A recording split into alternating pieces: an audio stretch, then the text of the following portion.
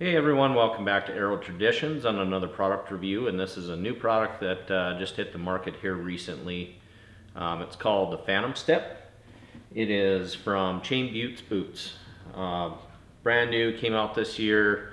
I happened to run into them at the outdoor show here in Helena and got to talk to TJ, one of the owners of the company. He kind of gave me a rundown of them, and with my archery style of hunting, I've been wanting to essentially switch to almost a moccasin or moccasin type boot.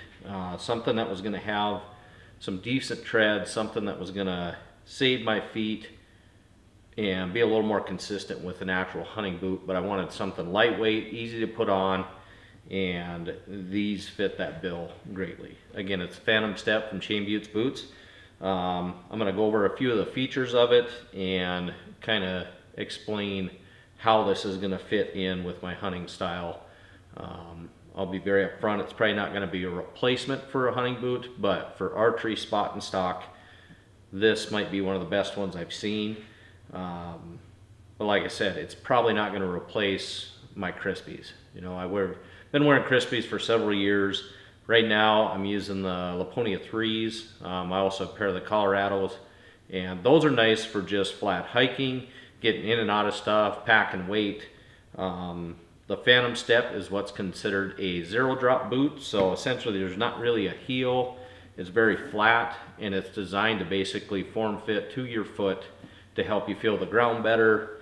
And it's just not going to have the ankle support. It's extremely flexible. And so you get a lot of movement. So the only thing for me is I would not be afraid to pack out the first load with this, say on an elk hunt, get back to the pickup or my main camp, and then throw on my other ones to pack the rest of the meat out. This just is not going to have the ankle support in that I think you kind of need on some of those heavier loads, heavier pack outs. No different than, you know, at some point I should hopefully draw a mountain goat tag, and I would probably not do my 9-10 mile hike in these, but once I would get back to camp, that's where I would just throw these on and hunt from there. So some of the features on this: the bottom is a proprietary material to Chain Buttes Boots. I've had them out, I've been walking in them, walked through cactus with them. One of the things that really sold me when I was talking to TJ is he talked about they had some testing done with these, and they walked through Cholla down in the Arizona, Texas area, and if you've ever seen that stuff, it is nasty. It sticks to everything. It's terrible. And he said there was no punctures that came through. I will say, when I went through the prickly pear patches with this at my place here, nothing. It's no different than any other boot. They also put a poly rand around it to help with some of that puncture resistance. And then it's got a canvas upper. So that's going to be able to form fit to your foot. There is also a neoprene boot inside, and what they've said is 3 to 4 hours of submersion. With those on, you're going to stay dry. That neoprene boot has that waterproofing material. It's going to keep your feet dry. That's a big thing too. It's not going to be a warm boot. There's no insulation. Like I said, it's not going to be a lot of ankle support, but you're going to be able to feel as you're hiking around, spot and stock. The other thing, talking to TJ, that he brought up was with this bottom, you're not really looking down at your feet as you're going through, and that was kind of my worry with a full moccasin. Is I'm going to be looking down all the time, watching my step, and you know, keeping an eye on what I'm stepping on. Where these, I think you're just going to go. I've been wearing them for about a week. Very impressed. Really liking it so far. The lacing system is the BOA or the BOA system, and so it's just a click in, wind it up, tighten it to kind of what you want on your feet. You can go as tight as you want or a little bit looser, but that's going to help form fit that to your feet. So more leather around the back. The one thing I read on reviews, which I didn't find as big of an issue, was that they're extremely tight the first few times you wear them. They're definitely tight. I have a narrower foot, so I didn't have maybe as much of an issue. I will say they are tight going on.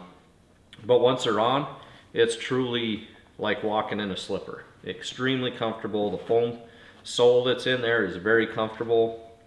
I can tell you, walking through rocks, you can feel the rocks, but it's not like it's hurting your feet. I think if you spent a day or two in a scree field or lots of boulders and rocks, your feet might get a little fatigued, but it's going to perform very well so far from what I've seen, and shouldn't have any issues. For my hunting style, this is going to be something that I hunt with a lot.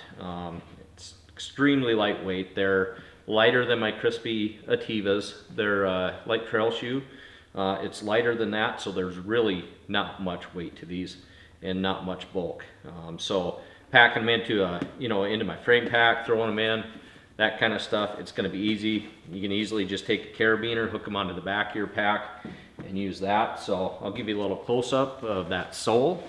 As you can see, there's kind of almost arrowheads built in, some extra resistance there where you're going to need it. That's going to be right underneath behind your big toe in that heel part, but lots of flex in them. You're going to be able to feel a lot. Like I said, spot and stock, it's going to be pretty tough to beat from what I've seen so far, just out shooting my bow and whatnot. This is going to be kind of a part one of this review. I want to use them this fall, get some good miles on them, do a lot of hunting in them, and then kind of come back and talk about a part two, how they held together, durability wise, how they function, waterproofing, all that. I've had them on walking through some wet grass, and I've been staying dry, but I'll be curious to see how waterproof that is. Not sure on breathability with that neoprene. It could be a warmer shoe as far as if you're hot, but you can always loosen that up too. One other feature is this neoprene rand in here around the top of the boot. That's what they're calling a gravel guard, so it should help with getting grass, rocks, anything else that's going to likely come into your boot. That'll help with stopping that as well. 170 bucks for a pair, and the boot market is extremely low anymore, which is crazy to think, but the hunting boot market is pretty crazy anymore. You can go anywhere from $100 on the very cheap end to where you're spending $500-600 bucks on a premium mountain hiking boot. But 170 bucks really can't go wrong. Again, it's going to be great for those spot and stock archery guys. I think that's where it's going to be do really well. And it's not that you can't rifle hunt and that out of it, but I'm really looking forward to archery antelope this year. Put it to use then on my September elk hunt. I'm going to use it then, and then early season into late season whitetails in and out of the tree stand. They have a very good sole on them as far as gripping that, so getting in and out of the tree stand, going up the steps, I think is going to be great. Even a little more than what I was using with my Crispies in and out of the tree. Winter, it's going to be easy enough just to throw that boot cover and wind protection that I use. Those Arctic Shield boot covers I'll throw over the top of this like I normally do. Should be just fine. I've had very good luck with that in a non-insulated boot, so I will be using those in November during the rut for whitetail. Again, check them out, Chain Buttes Boots. Phantom Step, really liking it so far. Durability seems very good, holding together. One thing I will say too, I started with an 11, which I typically wear almost all of my boots in an 11, and I ended up going to an 11.5. I needed just a little bit more room at the front of my toe. I had put them on, hiked a little bit in them, and I could tell rather quickly that it was just too short, and so my toe was kind of hitting the end.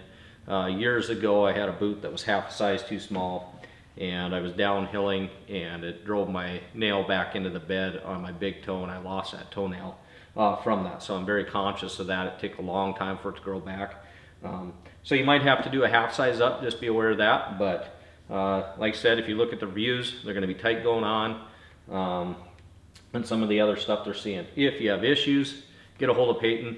He's the other owner as well, along with TJ. They will get you taken care of. Conversations I've had with them so far have been really great. Great people. They're excited to get into it, and sounds like they may have some more products coming down the line. But that is the Phantom Step. Chain Buttes Boots, check them out, chainbuttesboots.com. If you have any questions, reach out to me at Arrow Traditions. You can find me on Facebook, Instagram, YouTube. Almost all my reviews and that will be on YouTube. That's where this is going to be. So I will have a link to the boots in the description. And so if you have any questions, reach out. And if I can get the answer myself, I'll make sure and get a hold of those guys and get the answer for you.